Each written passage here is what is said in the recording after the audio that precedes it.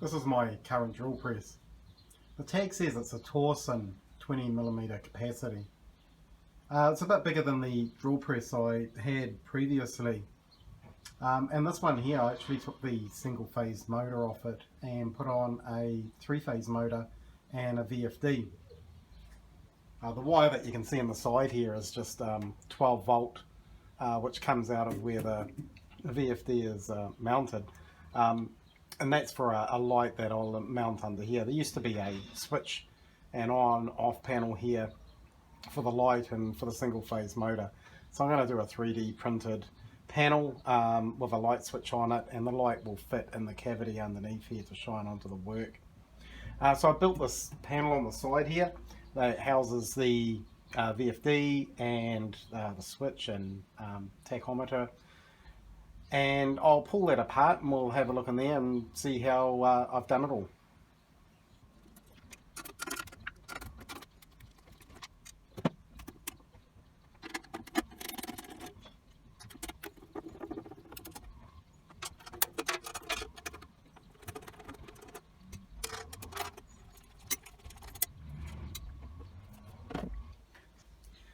So the VFD is mounted just onto this back panel, which is part of the bracket that holds the engine at the back, or the motor at the back. Power comes in through the this cable here, and it comes through and it splits into, well, firstly it goes to the emergency stop switch. So I have a definite way to kill the power to everything in here. And then from there we feed the VFD and also a power supply, 12 volt power supply down the bottom here. Power supply also feeds the tachometer. There's a sensor, you might be able to see it inside the gap here, that goes up, and there's a magnet on the pulley. And as the pulley goes round, it triggers the sensor, and then that can work out the speed of the spindle. Forward and reverse switch and a potentiometer here, and those are all connected to the VFD down the bottom in the front panel. And the output of the VFD, of course, comes out the bottom here and comes out and goes into the motor. So I saw a lot of videos about adding VFDs to drill presses, and most of them sort of mount the VFD maybe onto a plate, and then they have the wires sort of hanging around.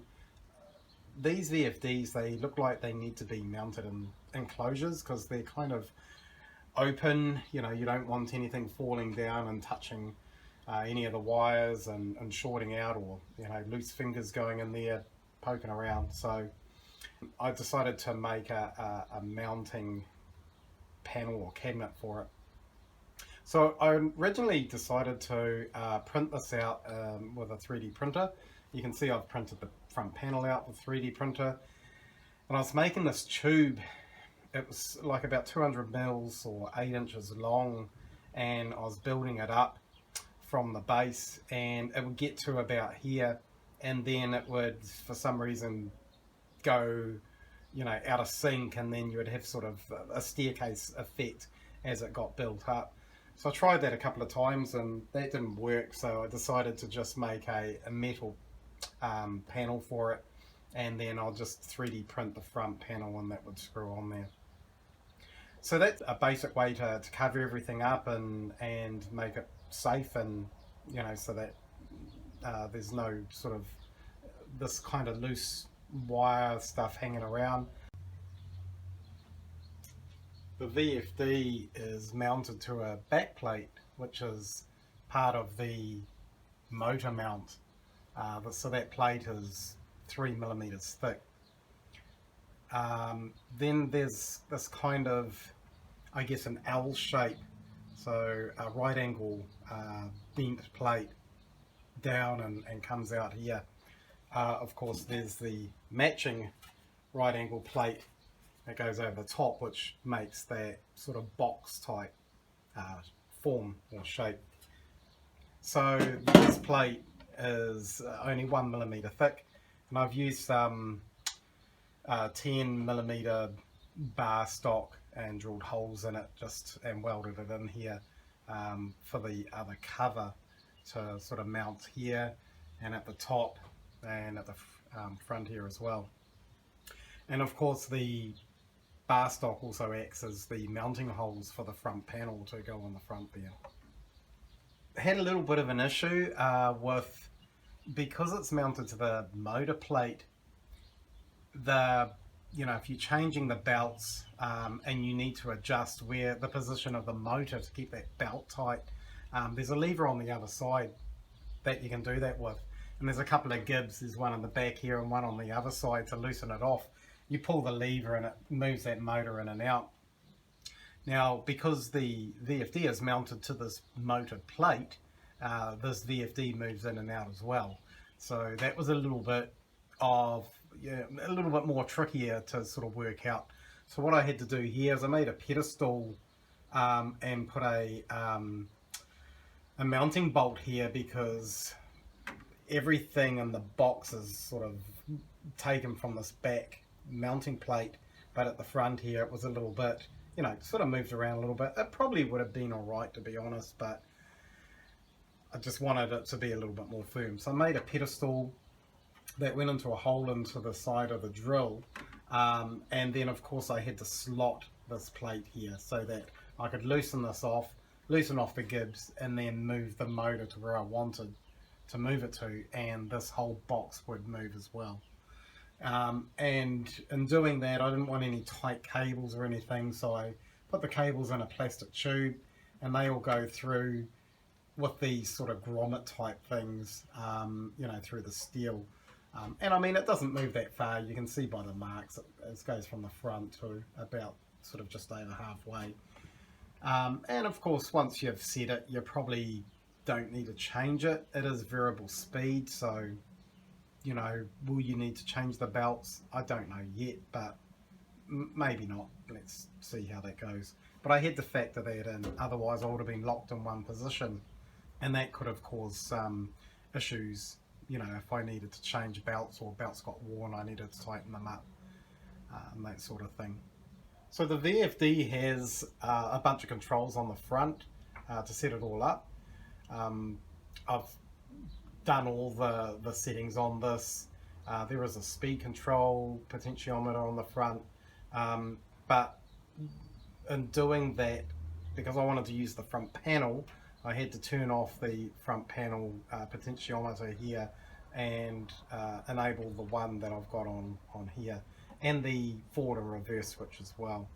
So that was all set up, because I didn't really plan on coming in here anymore once I get it all put together, and it should, just work fine without needing to do any other adjustments. The other thing is, I just sort of ran out of screws. I've got these just hex head 6mm, with a 10mm spanner fits on them, but I just wanted something to look a little bit better, and I've got some button head socket screws that I'll replace all these little hex head screws with. So I'll put them all in. I'll get it all back together, and then we'll show you what it looks like. So I've made up some screws that I wanted to use. So they're these hex button type style screws. I think they just look a little bit better. So I'll just check out the threads, make sure that they're all working.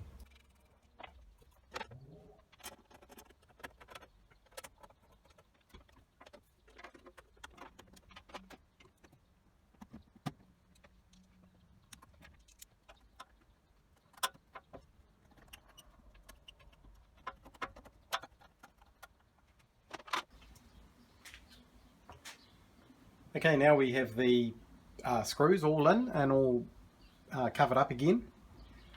Let's start it up, and let's just go through the operation. So, as I said, the power comes in straight to this emergency stop isolating switch. So if there's any issues, I can just hit that, and that will kill the power to everything. And from there it feeds everything else. So when you release the emergency stop, the power will go through, and the tachometer will read 0 because the drill isn't running. But the VFD is fired up, and in fact you can't even hear the VFD. this VFD is actually quite a good one. Seen a few videos on YouTube, and the VFDs, as soon as you turn them on, the fans just go flat out and they're quite noisy. This one doesn't seem to do that.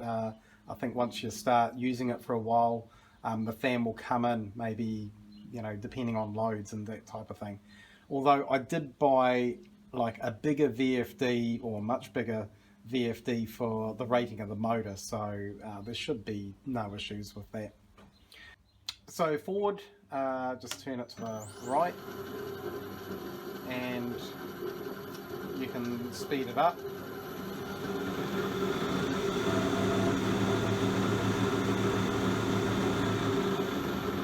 So I can get almost up to 2000 revs with the current belt configuration, and also with the the frequency that I've gone up to. I'm just trying to recall what I set that to now. Here in New Zealand we are at 50 Hertz. I might have set it to something like 80 or something like that, but it's not, I won't be running it at that speed all the time. I think 50 Hertz was around about 1200 RPM, so probably somewhere around there.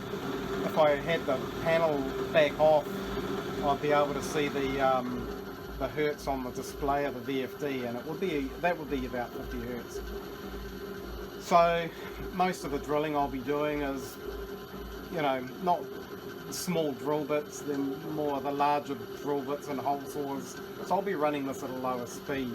And what I've done up here is I've geared it, all the belts, so that the motor has got the smallest pulley, and through the center pulleys and here, so that the motor's doing more RPM than the spindles to give it the most amount of torque, and then I can just control the speed with the VFD. Like all VFDs, you can put it in reverse if you ever need to do that. So that just runs in reverse, and that maybe you have some sort of buffing wheel in the chuck and you're doing some sort of work like that. I mean, you'd never use a drill or hole saws in reverse, but maybe there's some other applications that would come in handy. The function's all there, it's just another wire to the VFD, so I just wired it all up in case we need to use it at some point. Anyway, I just wanted to show you what I've done with the VFD and how I've covered it up, particularly those VFDs that have those exposed wires and things like that.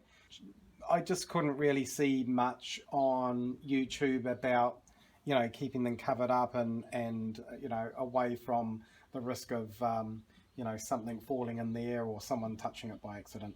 So just wanted to pass that on. If anyone wanted to, build something similar, that's how I've done it there. And as always, thanks for watching.